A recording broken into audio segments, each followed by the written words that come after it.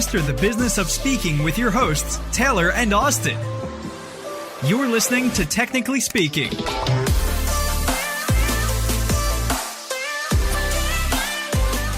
Welcome to another episode of Technically Speaking. I am so excited about today's guest, improv extraordinaire, Neil Mullarkey. Neil, welcome to the show, my friend.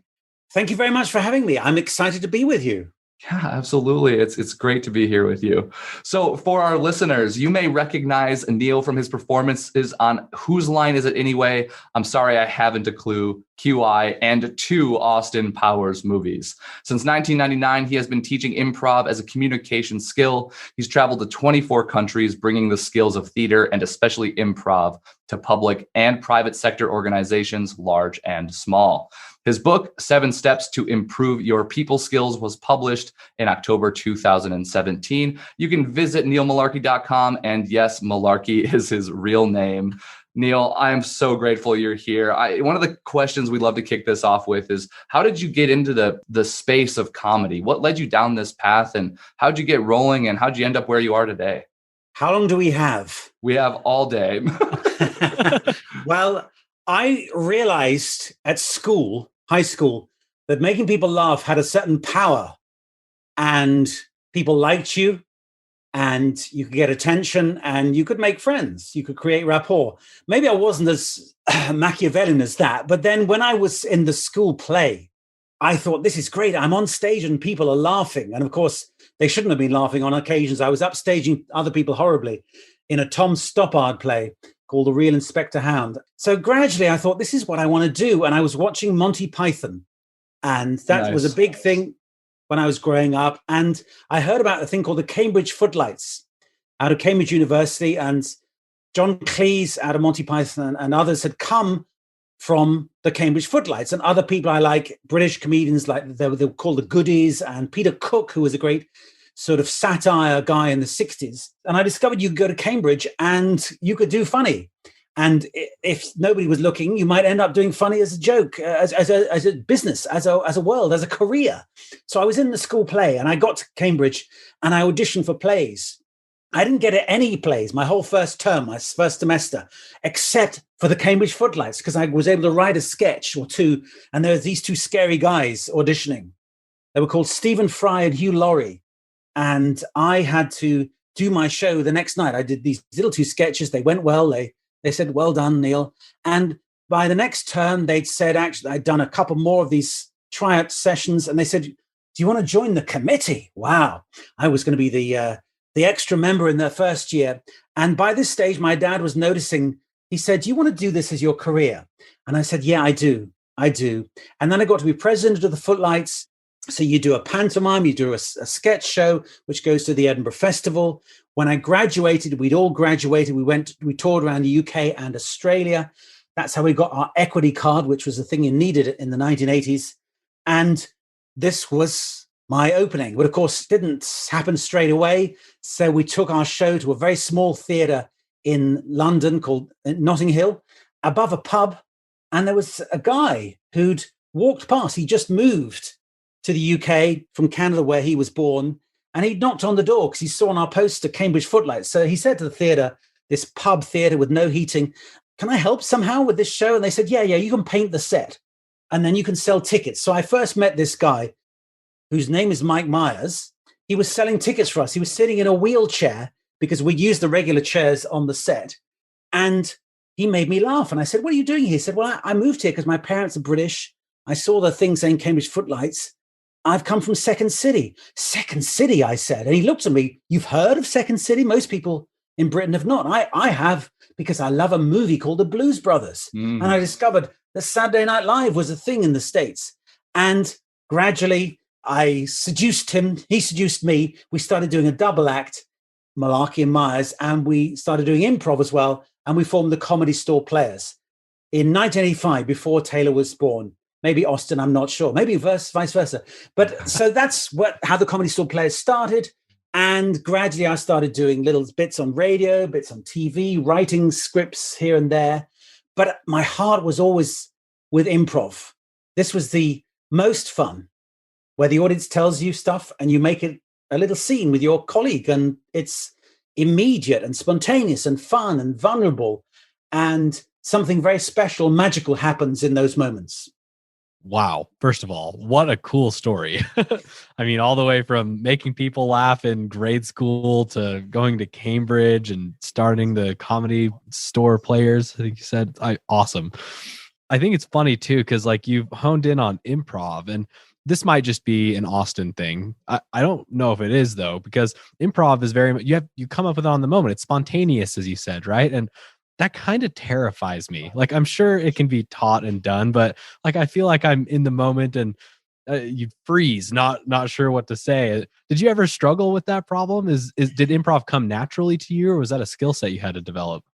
It's a skill set you can be taught, Austin, and I will do it one day for you if nobody else will. Take you up on that.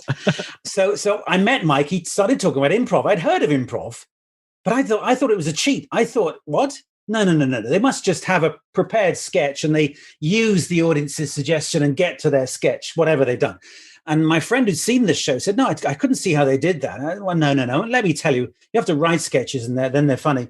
And then Mike introduced me to the whole idea of improv, which is at its most profound about listening, about being open to ideas of the other person. It actually started with a social worker in the 1920s in Chicago, working with inner city children, some of them not native speakers. But he quickly started telling me about the idea of accept the offer, whatever the colleague gives you, you say, okay, yeah, and you give her something back that builds the story.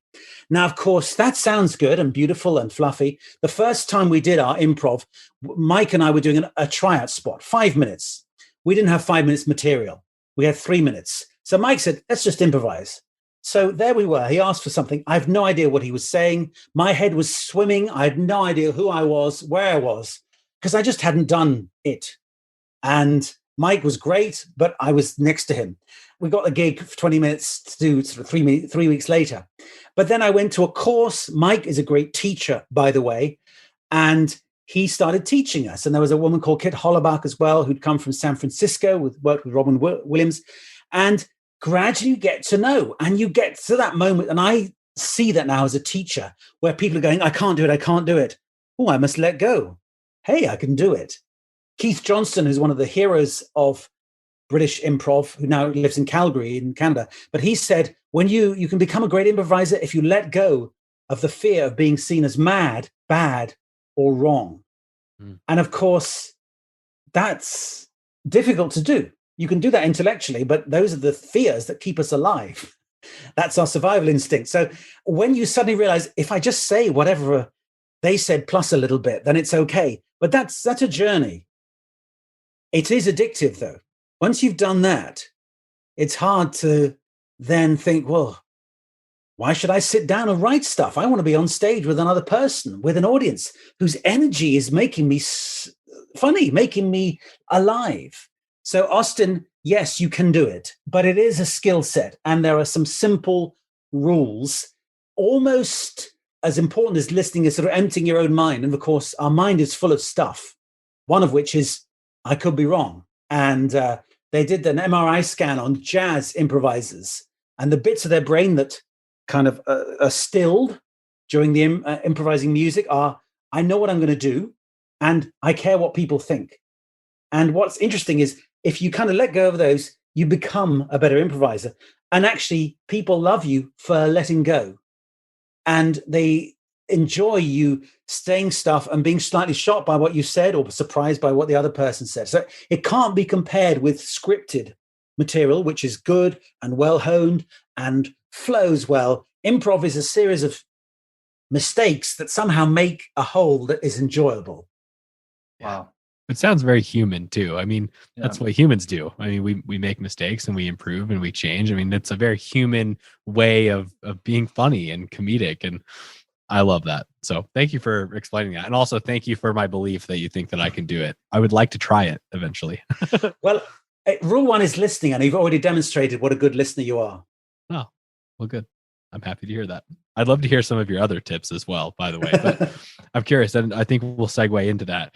This skill set of yours of making energy happen in a room and making people laugh, and I can tell how much you enjoy it yourself, obviously, but you've been able to successfully turn this into a business and worked with the likes of Google and Microsoft and other huge organizations like that. So how did that become that? I mean, how did turning regular improv where you're working, doing these fun gigs and bits, and how did that translate into working with corporate audiences? Well, there was a push and pull, if you like.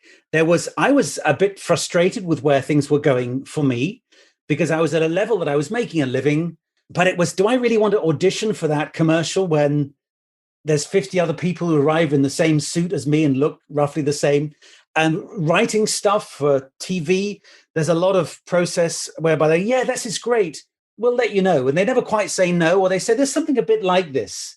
So there's frustrations, and movies as well. I was in Hollywood for a while, thanks to Mike Myers helping me get some contacts. I helped him do some rewrites on So I Married an Axe Murderer. So I got an agent. I spent time in LA. And what's interesting about LA is anything could happen, but it doesn't necessarily happen. So I got entrees to amazing producers because I had a great agent, but it was kind of, I didn't know how to pitch. It turned out later, actually, you have to be there for a while. You have to have a few things turned down. Then they say, well, what about this? Or we've got this idea. Why don't you work on that? So it's quite a process, really. Anyway, I got frustrated.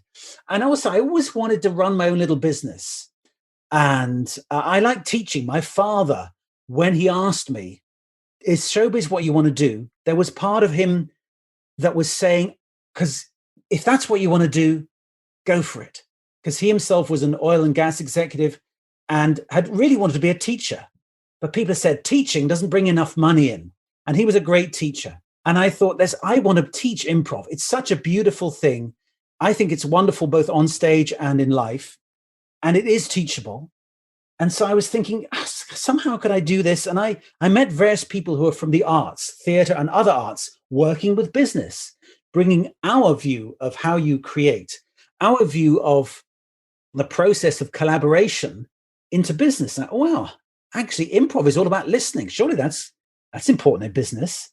So I started investigating and making connections. And I wrote to somebody who wrote about an amazing session they'd had with a poet.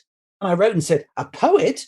Hey, if you're prepared to countenance that, an improv guy where it's all about improv and creativity, collaboration, that should be an easy sell. And they said, yeah, okay, come along. Gradually, I got people saying, yeah, that makes sense. Come and do a thing for us at a business school or for consultancy. And initially I was thinking I'd try and solve everything in 2 hours. And then I realized, no, just calm, just try and improv, give some simple improv tips, like I've given you now, kind of. Yes, and the world rather than yes, but. Listen, accept what the other person has to say. That's how they feel. That's how they see the world. Gradually. And then I realized that there's lots of management and leadership theories that are like improv, that the world isn't certain. The world isn't predictable. And guess what? You need some improv skills. So improv can both be an interpersonal skill. How do I have better conversations? And also a mindset. How do I deal with the world, which is VUCA? Do you guys know VUCA? No. They're saying no. Thank you. VUCA, VUCA. The world is volatile, uncertain, complex, and ambiguous. It was coined by I believe the American military, but it hasn't quite entered common parlance, like disruptive. We're all being disruptive technology. But VUCA, improv is VUCA. It's volatile, it's uncertain, it's complex, it's ambiguous. And we make a positive of that. The diversity in the group is a positive.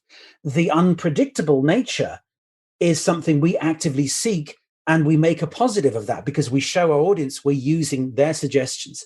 So I gradually started getting gigs, and then people say, can you do this? Oh, no, I can't do. Actually, maybe I can. Yeah, that's right. I can. This applies not just to team build, to leadership, to sales, to presenting, of course. But initially, it wasn't just presenting. It was as a mindset and how to have better conversations.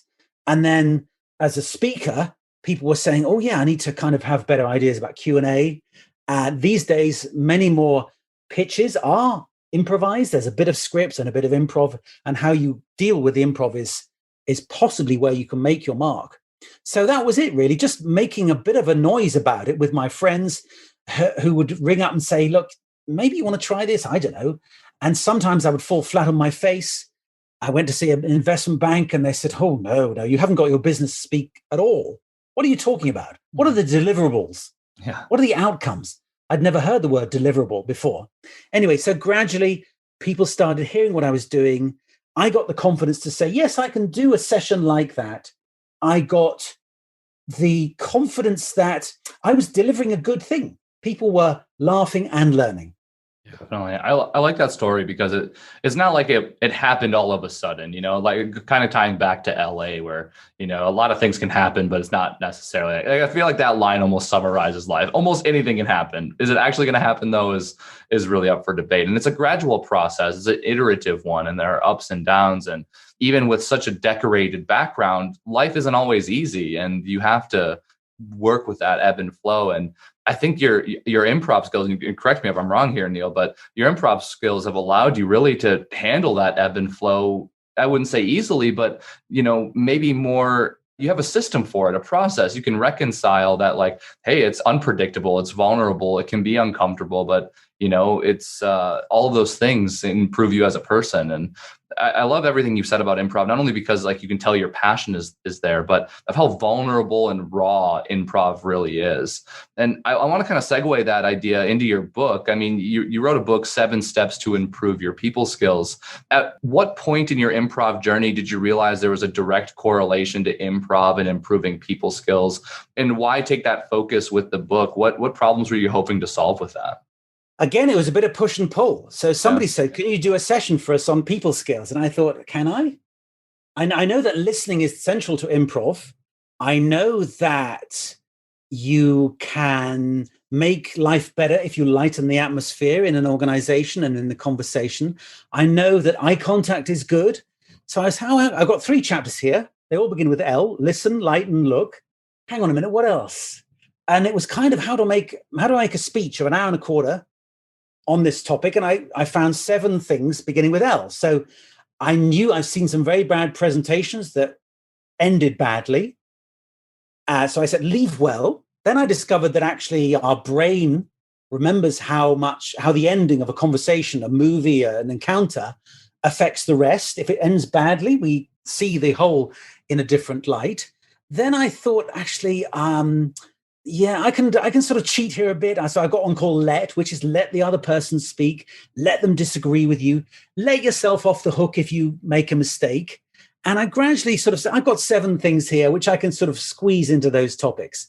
I was asked to do a speech, and then somebody asked me to write the book. And I thought, yeah, I can do that. It's not the book on improv, though improv is central to several of the ideas, but actually improv isn't the answer to everything. I come at it from an improv background, of course, but there are times when you've got to be clearly prepared and focused and sometimes say no to what's going on. That might be alien to the newbie improviser, but of course the experienced improviser says, well, even the bad things, the block, as it were, we call it the block, can be something you can use. So the book was a culmination of several years of realizing that I could do this. People asked me to do stuff. When I did one session at the London Business Forum, somebody said, oh, come and do it for my company. Oh, we saw you do it there. Come and do it 5 times for my company. So you're right. The process is iterative. And I've learned from my students. I've learned from the participants what I'm saying can add value. And also I steal what they say to me. They'll say, how about this story? Oh, that's good. Can I have that? Because it's always great to bring in a story about a real person who really did have an issue or found a way to improve their way of being, their way of working. I kind of was feeling that was the direction that it was going to go when you were talking earlier about how, you get asked for one thing and it was maybe slightly different than the other things you've done. And yeah, maybe I can do that. And, then another opportunity, same thing. And I just think that like these principles that you're talking about apply to business, they apply to relationships, they apply to small talk and regular conversations. I mean, like these things ripple outwards. I mean, with pretty much anybody that you talk to. And I think some of this too has to come with like being likable. Like a lot of the things that you said were things that revolve around that. I mean, if you have a lot of these qualities, those L's that you were referencing, it makes you likable. Do you think that that has a part to play in your philosophy about this, or is it less about being liked and more about with connecting? I mean, do you have like a root emotional thing that you're after when you're having these connections and conversations with people, and these instances in which improvisation can get brought out? Definitely. It is about being liked. And that doesn't mean lowest common denominator. Sometimes I like you because you're honest with me. Mm. I like my friends because they disagree with me. I like my friends who tell me if I've made a mistake. I like my friends because we've been together for years and we start where we picked up. I like people fairly quickly as well who listen. So yes. And just checking in with you guys, do you know the work of Robert Cialdini? Robert Cialdini, he's the king of influence. Influence. I was going to say, I know that name, though I can't put my finger on exactly where I know that name. Well, he wrote a book about influence. There's 6 elements. Cialdini's like ciabatta, Cialdini. And one of his principles is liking. We're always going to be influenced by somebody we like. And you can handle that ethically, I believe. Emotional intelligence, connecting, listen to somebody that's the easiest way to connect. And one of the chapters called Lighten, there's a guy called Robin Dreeke. Have you had him on here yet? He used to be part of the FBI. He was the head of behavioral analysis at the FBI counterintelligence unit. And he said a smile is the easiest way to create rapport. And so that's one of the things I say. Humor is a shortcut to relationship. Humor that genuinely shares rather than humor that objectifies or otherizes people. So yeah, I think liking is a good thing. And I don't think there's a huge difference between flirting and liking. Non-sexual flirting is a big thing. I'm asking you questions. I'm listening to your answers. I'm throwing back stuff you said, getting more. These are things we like, people who seem to be interested in us. And I'm naturally interested. Somebody once asked me at a party, "Are you a journalist?" And I said, "No, I'm just interested to know." And the number of people they come to see a Comedy Store Players show. And I say, "Oh, great, well, what do you do?" And they say, it's nothing, it's boring. And of course, it's not boring. It's not boring. I love to know what people's stories are. And that's been my recompense for moving into the corporate world. I've seen some wonderful stories about people doing wonderful things, creative people, working in a team, working in tough conditions, or creating beautiful products or services. And I love to pry into people's lives and their organizations in a way that perhaps not everyone in showbiz does. Maybe some in showbiz just like to perform and leave the stage and go home. I like to, what's going on with you? Who are you? And I want to know your story. So I now have a natural curiosity. I agree. But what I hope is that I can, and I find this when coaching people and doing workshops, is they say, "Oh, right, I've tried some of your stuff and it seemed to work." And it was just very simple stuff, just listening and consciously backing up what they've said by, "Oh, you just said X. Oh, right, yeah, I did say X." And so expand on what, just the idea of taking what the other person says as an offer and use the offer and say something that builds on their offer. We call it listen to the offer, accept the offer, and then send an offer back that kind of builds on what they say, or give an offer. That's called yes-anding as opposed to yes-butting. All the while aware that whatever you hear isn't necessarily what they think they said, but that, for an improviser, that slight gap is interesting, that gap, because I didn't know when I came in the scene that I would be a doctor, or that you would be a nurse. I thought I was a patient. But if you make me a patient, I'll be a patient. And I want to know how I can be a patient today. Why? How? As Mike Myers used to say, why have the gods of improv chosen this moment for this scene to be played? So I guess it is all about connection, and improv certainly does value emotion as a driver of drama. And bad improv scenes are ones that fail to connect. There's no relationship between the characters. There's no emotion. So yes, to answer your question, which was about 25 minutes ago, yes, it's a liking, connecting relationship. Yeah. Yeah. I think there's so many great takeaways from that. And the thing that just keeps resonating with me again and again is this idea of the other. Like nothing that you've said has been really about you. I mean, you've been telling your story, but it seems like every tactic that you have is really just about making it about the other person and not about you. And I think that sometimes comedy is seen as the skill that we contain ourselves and that we are funny, but everything that you've said is just about drawing information out of the other person and then building on that. I mean, would you say that that's correct? Possibly, yes, maybe. And I'm probably an introvert. People will possibly find that surprising, but I like to be closed a little bit, and I will tell you stuff about me. But when comedy works, it's beautiful because we all become as one. Billy Connolly, I saw a documentary about him the other day. He said that moment when the audience becomes as one. And the comedians I like are the ones who tell us a truth that we hadn't perhaps articulated. We are delighted they've shown us it. So I love sitcoms that do that. I love stand-ups who do that.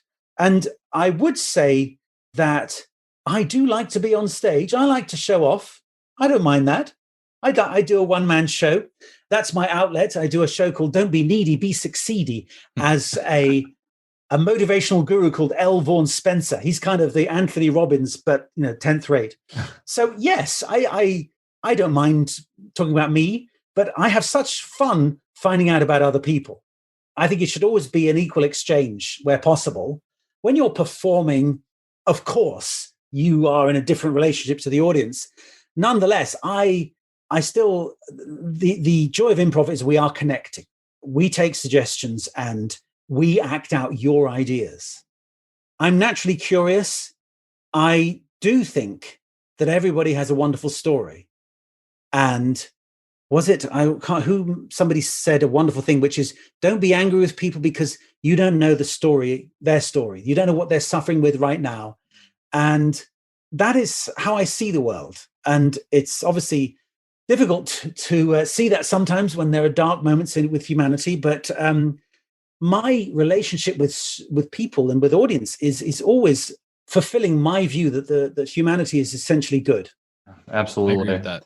It's an awesome outlook to have. And I think the core theme to this episode about being improv kind of highlights that, the being vulnerable, the being raw, the connecting, the being likable, and how that can really accelerate your relationships, your people skills. I mean, just in this 30-minute episode, I've gotten a taste for what that's like simply by interacting with you. And it's a cool feeling. So thank you for being here and sharing all that expertise. And it's just an honor to have you on the show. And Neil, I know, as you know, we're all about creating value for our audience. So what are some of the things you're working on that our listeners can benefit from? Well, so the book you mentioned, 7 Steps to Improve Your People Skills. My next book, I'm working on just talking about the stuff I've talked today, which is improv as a mindset, as a skill. There have been books like that done by Second City alumni and others. So I'm still working out what to call it. What's the focus of it? Or do I just say I've been an outsider in business and organizations for 20 years? Is that my story? I came in with the improv thing. I learned a lot. I've molded my offer. So that's one thing. I want to write that book, which is kind of how have I applied improv to business, over and above the people skills book, which was, as you said before we started, it's kind of a short and small. You can keep it in your pocket. You can read it on a flight. Remember flights? Barely, yeah. So that's what I'd like to write that book. I'd also like to expand my practice. So one thing I'm looking at is so much now of universities, colleges, it's going online. And I see it with my friends who are academics. They've had no training in how to deliver virtual teaching. And my children, I can see it at high school, the teachers haven't been trained in this. So I'd love to be able to teach people that. And I do a lot of now, since March, I do a thing called Bring Some Vavavoom to Your Zoom. Mm-hmm. Just how do we bring some energy, some humanity, some humor to these video calls? Now, yeah, you guys, people at home, you can't realize, but they've worked out their tech. They've got beautiful mics. When they look at me, they're looking at me. They're not looking down at their screen, and they have beautiful backgrounds as well. The number of people, and I won't move my laptop, but the up the nose shot, the terrible mic, the weird stuff in the background, the forgetting, especially if you're delivering a speech or a lecture or a tutorial, interact as much as possible. be hard to believe this, everyone at home, that there are times when I stop talking. And I encourage interaction. That's how we make Zoom work. That's how we make these WebExes with chat, with questions. It's got to be completely different from delivering a keynote online. It's got to be it's a new medium. You've got to think much more about people's attention span and much more about how do you keep them interested, changing the visual dynamic, changing the verbal dynamic, encouraging interaction. So the plus for me of this has been I've been able to do workshops all over the world. I have done them before, but now at one stage, I was doing a session with somebody in Colombia and somebody in Singapore in the same call, somebody in Denmark, somebody in Johannesburg. So I'm traveling the world, albeit from my office. Yes, I love to see people face to face, but I'm beginning to sort of see that the new normal will allow me more opportunities. And of course, listening will be one, and telling stories, which is my other passion. You've got to tell stories better. So I guess bringing my world to virtual, writing the book, and I suppose I'm also I do individual coaching, but I find that really, really gratifying because you can get to know somebody. You can be quite honest with them, and you can seek real change as you see them week after week, month after month. That's an area I'm expanding as well. Absolutely. Well, you heard it, folks. I'll have links to that book down below, 7 Steps to Improve Your People Skills. And as always, if you're looking for mind-blowing resources, go to speakerflow.com/resources. Thank you so much for chiming in. I just wanted to take a second to thank our sponsor, Auxbus. Auxbus is the all-in-one suite of tools you need to run your podcast. And it's actually what we run here at SpeakerFlow for Technically Speaking. It makes planning podcasts simple. It makes recording podcasts simple. It even makes publishing podcasts to the masses simple. And quite honestly, Technically Speaking wouldn't be up as soon as it is without Auxbus. Thank you so much, Auxbus. And if you are interested in checking Auxbus out, whether you're starting a podcast or you have one currently, get our special offer, auxbus.com/speakerflow, or click the link below in our show notes. Thanks for tuning in today. Check the show notes for more info and see you next time. Later.